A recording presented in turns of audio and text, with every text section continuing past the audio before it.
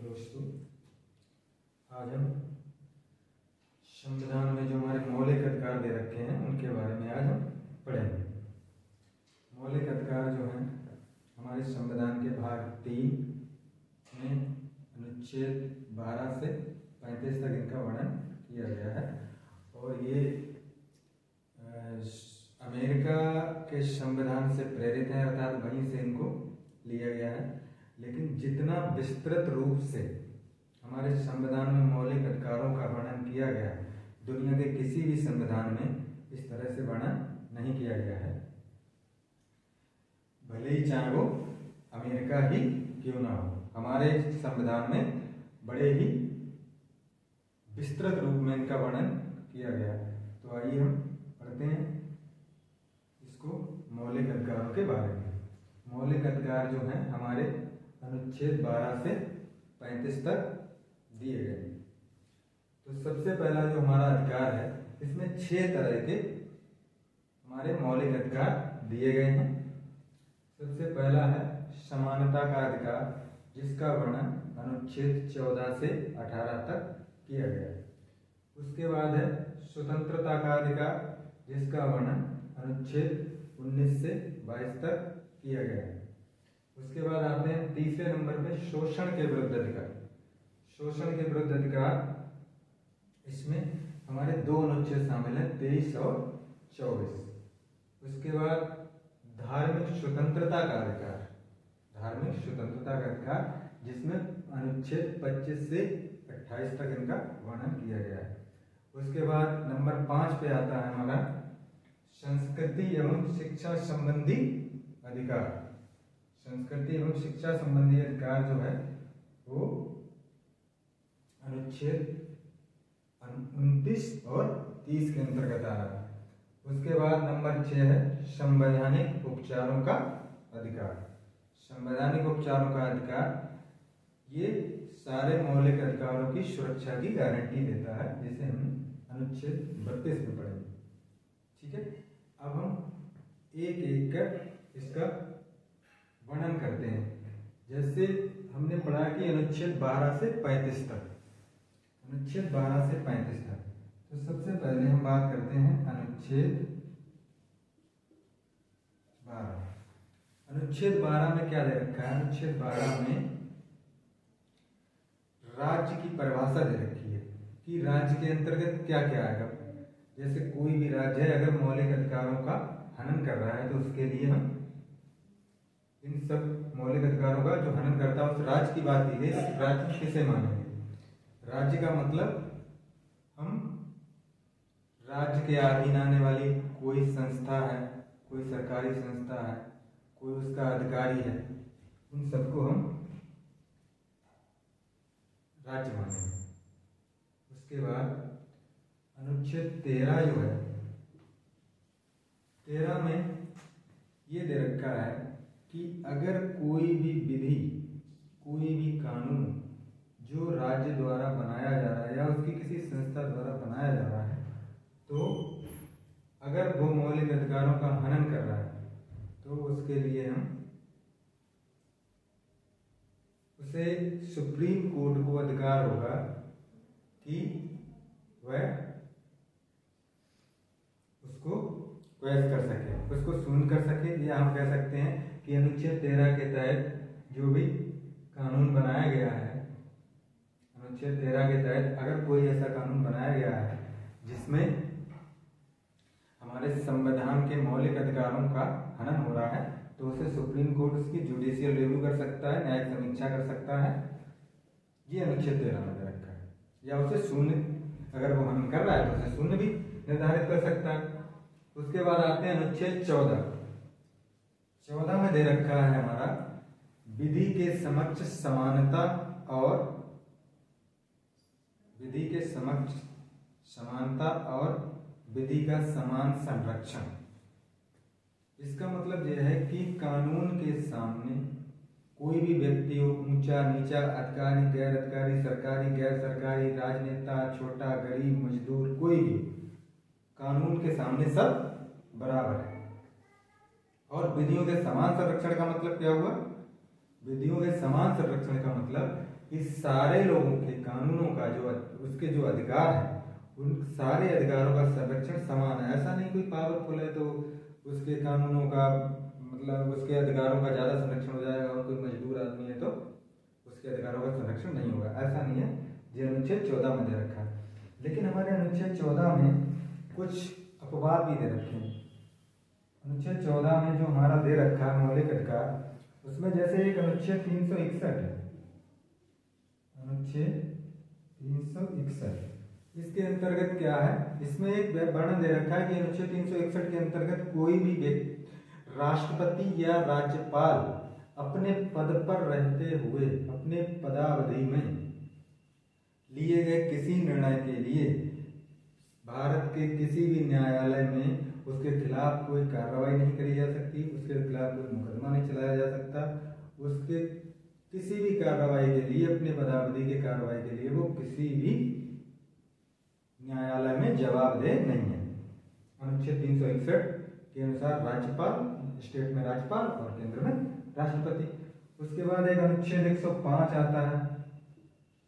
अनुच्छेद 105 के अंतर्गत क्या है कि कोई भी संसद, अगर संसद की समिति, कोई भी सांसद है जो संसद सदस्य है, उसकी समिति में या किसी भी बैठक में किसी भी वक्तव्य के लिए वो किसी भी न्यायालय में जवाबदेह नहीं है, उसके खिलाफ कोई भी कार्रवाई नहीं करी जा सकती है।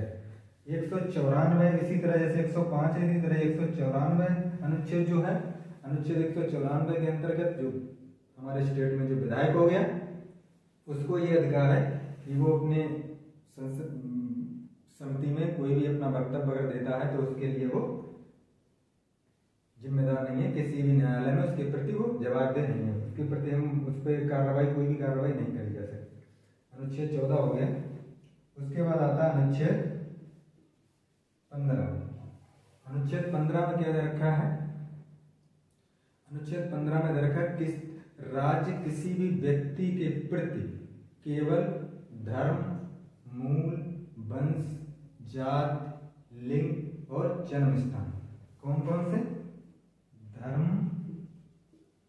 मूल, वंश, धर्म, मूल, वंश, जाति, लिंग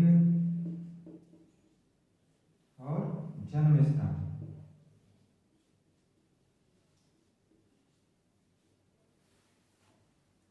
के आधार पर भेदभाव नहीं कर सकता। इसमें एक शब्द आया हुआ केवल। केवल का मतलब इन चीजों, केवल इन 6 चीजों के, इन 6 बातों पर लेकर के, इन 6 बातों पर उसका विभेद नहीं कर सकता राज्य। इसका मतलब और किसी आधार पर कर सकता है। भाई ये 6 चीजें दे रखी हैं, उसमें एक शब्द आया केवल। क्या आया, केवल। ये केवल, केवल का मतलब क्या हुआ कि केवल इन्हीं शब्दों के आधार पर वो विभेद नहीं कर सकता, लेकिन और आधार पर कर सकता है। और किया जैसे राज्य को ये अधिकार है कि वो पिछड़े, अनुसूचित जाति, अनुसूचित जनजातियों के लिए अलग से कोई प्रावधान बनाए, जैसे कि उदाहरण के लिए नगर निकाय में उनके लिए सीटें आरक्षित की गई हैं, संसद में, विधायिका में जो संसद है उसमें भी उनके लिए सीटें आरक्षित की गई हैं, महिलाओं के लिए भी नगर निकाय में सीटें आरक्षित की गई हैं, तो ग्राम पंचायत में भी सीटें आरक्षित की गई हैं। तो ये उसे राज्य को अधिकार है। 93वें संविधान संशोधन 2005 के द्वारा अन्य पिछड़ा वर्ग के लिए भी उच्च शिक्षण संस्थानों में 27% आरक्षण का प्रावधान किया गया है, जिसका 2008 में सुप्रीम कोर्ट ने उसी निर्णय पर मोहर लगा दी, कुछ कंडीशंस के साथ। कंडीशंस क्या थी, उन्होंने एक कॉन्सेप्ट दिया क्रीमी लेयर का, कॉन्सेप्ट दिया क्रीमी लेयर का, कि क्रीमी लेयर एक उन्होंने एक इनकम का लेवल बना दिया कि भाई इस इनकम से नीचे वाला जो होगा वही इस आरक्षण के लिए पात्र होगा, ऊपर वाला नहीं है। इस समय जो हमारी क्रीमी लेयर की जो लिमिट है वो 8 लाख पर ईयर है। अगर 8 लाख से ज़्यादा किसी की इनकम है तो वो ओबीसी के आरक्षण के लिए पात्र नहीं है। उसके बाद आता है अनुच्छेद 16। अनुच्छेद 16 में क्या, लोक नियोजन में, लोक नियोजन मतलब जो सरकारी नौकरियां हैं उनमें सरकारी नौकरियों में किसी पर भी कोई किसी जाति धर्म किसी पे आधारित लेकर के उस पर विभेद नहीं किया जाए, सबको समान रूप से उसमें भाग करने का मौका मिलेगा। लेकिन वहाँ भी कंडीशन है, यहाँ पे भी है अपवाद। यहाँ पे भी शिक्षक मतलब जो नौकरियां हैं उसमें अन्य पिछड़ा वर्ग अनुसूचित जाति है, अनुसूचित जाति के लिए भी आरक्षण निर्धारित किया गया है। और 1979 में जब मोरारजी की सरकार बनी थी तो उन्होंने बीपी मंडल के अध्यक्षता में एक आयोग का गठन किया, जिसने 1980 में अपनी रिपोर्ट सौंपी। और उसके बाद उन्होंने बताया कि उन्होंने 3,743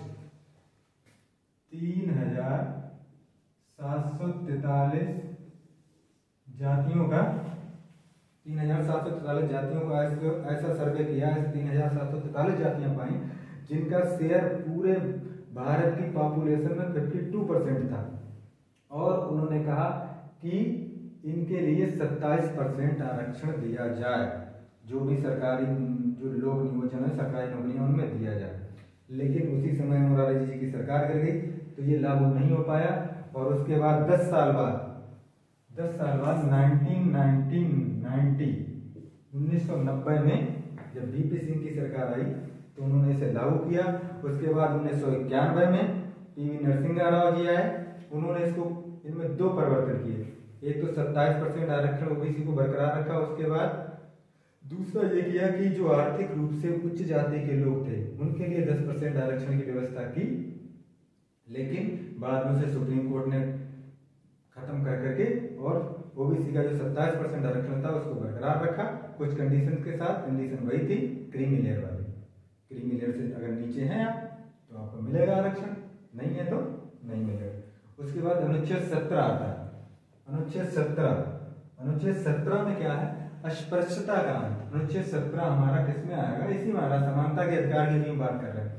अस्पृश्यता का अंत मतलब छुआछूत, किसी भी व्यक्ति को इस बात से वंचित नहीं किया जा सकता किसी भी कि वो मतलब उच्च जाति का है कि निम्न जाति का है, उसे किसी भी सरकारी संस्थान में किसी मंदिर में पूजा करने से नहीं रोका जा सकता, उसे सरकारी संस्थान में प्रवेश करने से नहीं रोका जा सकता, उसके होटलों में किसी पार्क में उसकी जाति के आधार पर उसे नहीं रोका जा सकता।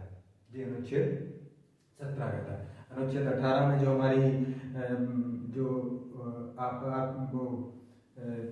अनुच्छेद 18 में जो थी जो उपाधियां जो थी उनके लिए जो हमारे महाराजा राजा अधिराज कुंवर साहब जो पुराने समय में चलती थी उनका खत्म कर दिया गया। उन्होंने कहा भाई केवल सेना की जो उपाधियां वही रहेंगी, बाकी खत्म। अनुच्छेद 19 में क्या है? अनुच्छेद 19 में 6 तरह की स्वतंत्रताएं दे रखी हैं। अनुच्छेद 19 में 6 तरह की स्वतंत्रताएं दे रखी हैं। 6 तरह की स्वतंत्रताएं क्या है? वाक अभिव्यक्ति की स्वतंत्रता, मतलब हमें बोलने की स्वतंत्रता है, हम कोई भी बात कहें, अपनी मन की बात कह सकते हैं। अभिव्यक्ति की स्वतंत्रता, सम्मेलन करने की स्वतंत्रता, हम शांतिपूर्वक कोई भी कहीं भी कोई सम्मेलन कर सकते हैं। संघ बनाने की स्वतंत्रता, हम कोई अपनी यूनियन बना सकते हैं, कुछ भी बना सकते हैं, हैं? फिर उसके बाद संचरण की स्वतंत्रता, संचरण मतलब आने जाने की, कहीं भी देश में हम देश में कहीं भी आए जाएं, वो अनुच्छेद 19 के तहत हम उससे जा सकते हैं। लेकिन कुछ अनुसूचित क्षेत्र जो हैं उनमें रिस्ट्रिक्शन लगाया गया है। हमारा कुछ नॉर्थ ईस्ट रीजन है उसमें भी रिस्ट्रिक्शन लगाया गया है, उसमें हमें उनके जो मतलब निजता का हनन हो रहा है, इसलिए उनको वहाँ पर कुछ लगाया गया। उसके बाद संचरण हो गया। उसके बाद हो गया निवास की स्वतंत्रता, देश में कहीं भी निवास करे कोई भी, सबके लिए स्वतंत्र, देश में किसी भी कहीं पे भी जाके निवास कर सकता है।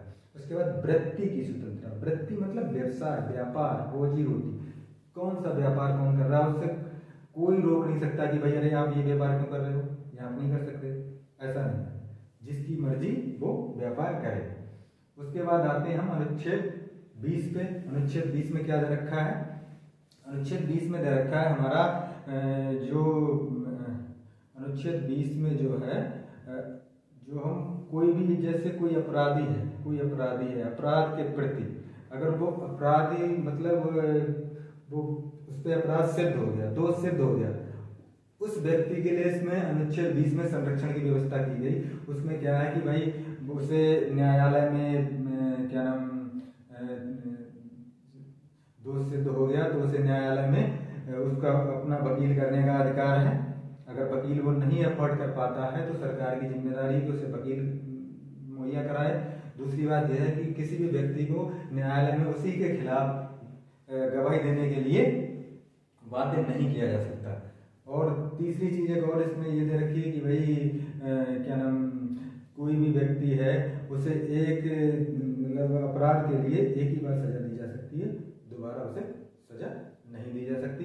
और एक और कंडीशन, जैसे कोई भी व्यक्ति है अगर उसने अपराध किया है तो जिस तारीख में अपराध किया उस तारीख में जो उस अपराध के लिए दंड का प्रावधान था उसी के अनुसार उसे दंड दिया जाएगा, ना कि जब उसे सजा हुई। मान लो आज उसने अपराध किया, 10 साल बाद सजा हुई, तो जो आज अपराध किया इस समय जो कंडीशन है, इस समय उसके लिए जो दंड का प्रावधान है उसी दंड के अनुसार उसे दंड दिया जाएगा, उस 10 साल वाली प्रक्रिया के अनुसार नहीं दिया जाएगा।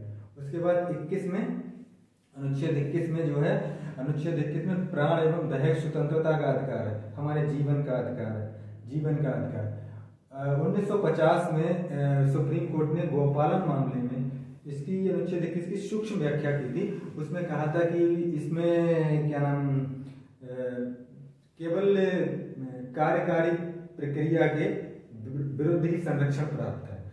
विधानमंडलीय प्रक्रिया मतलब कोई भी संसद अगर कानून बनाता है तो उसके खिलाफ इसको मतलब संरक्षण प्राप्त नहीं है।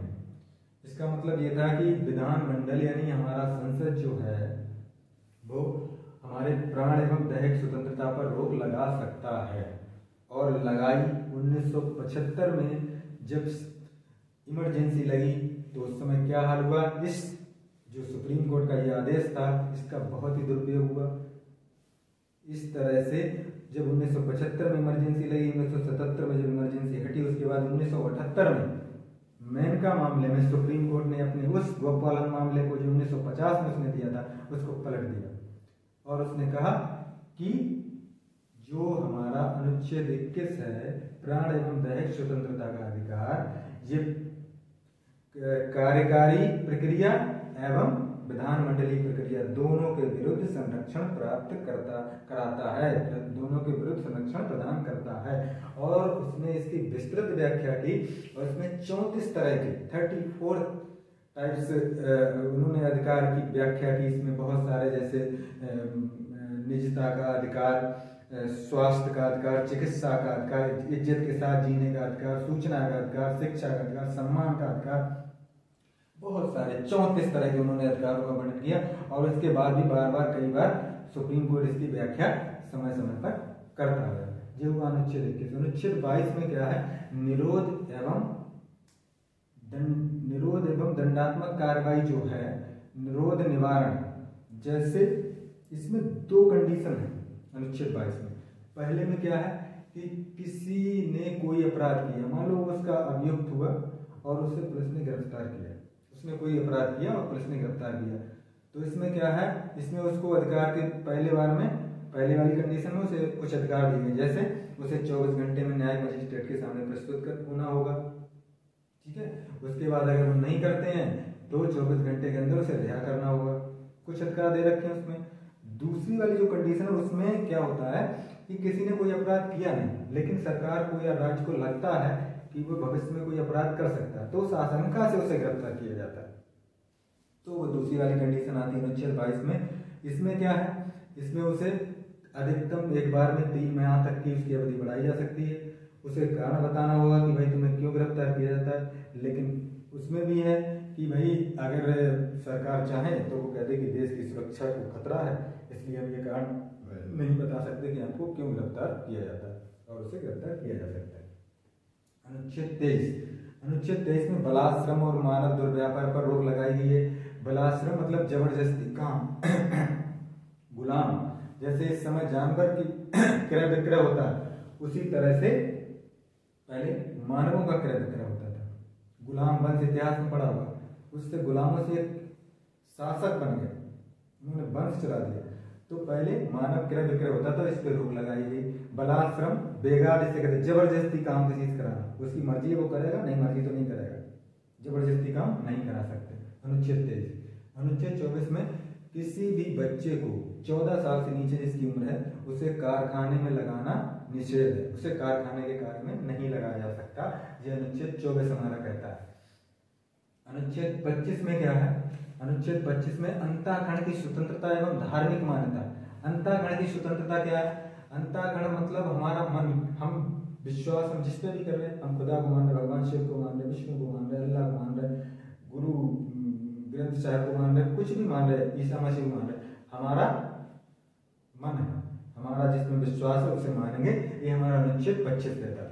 अनुच्छेद 26 में क्या है? जिस धर्म को हम मान रहे हैं उसकी हम संस्था का निर्माण कर सकते हैं, अपने धर्म का प्रचार प्रसार कर सकते हैं। अनुच्छेद 27 में क्या है? अनुच्छेद 27 में क्या है कि उसमें किसी भी व्यक्ति को धर्म के प्रचार प्रसार के लिए उसे टैक्स देने के लिए बाध्य नहीं किया जाता, उस पर प्रेशराइज नहीं कर सकते कि भाई इसका हमें धर्म का इसका प्रचार प्रसार करना है, इसे बढ़ाना है, इसके लिए आप अगर ये आप धर्म मानते हो तो आपके लिए इसके बारे में टैक्स देना पड़ेगा, ऐसा नहीं। अनुच्छेद 28 कहता है हमारा कि जो सरकारी शिक्षण संस्थान है या सरकार से कनेक्टेड है किसी तरह से, तो उनमें धार्मिक शिक्षा नहीं दी जाएगी, ये अनुच्छेद 28 हमारा कहता है। उसके बाद अनुच्छेद 29 जो है वो अल्पसंख्यकों के अधिकारों को संरक्षण प्रदान करता है। अनुच्छेद 29 अल्पसंख्यक, दरअसल हमारे संविधान में कहीं पे भी अनुच्छेद 29 में अल्पसंख्यक की बात की गई है, लेकिन पूरे संविधान में अल्पसंख्यक को कहीं परिभाषित नहीं किया गया है। लेकिन फिर भी हम अपने देश में अल्पसंख्यक की जब बात करते हैं तो उसे भाषाई अल्पसंख्यक, उसका मतलब भाषाई अल्पसंख्यक होता है। उसके बाद अनुच्छेद 30, अनुच्छेद 30 क्या कहता है कि अल्पसंख्यक जो हैं वो अपनी संस्था बना सकते हैं, अपनी संस्कृति, अपनी जो भी रीति रिवाज है, जो भी परंपराएं हैं, उनका प्रचार प्रसार कर सकते हैं, इससे उन्हें कोई रोक नहीं सकता।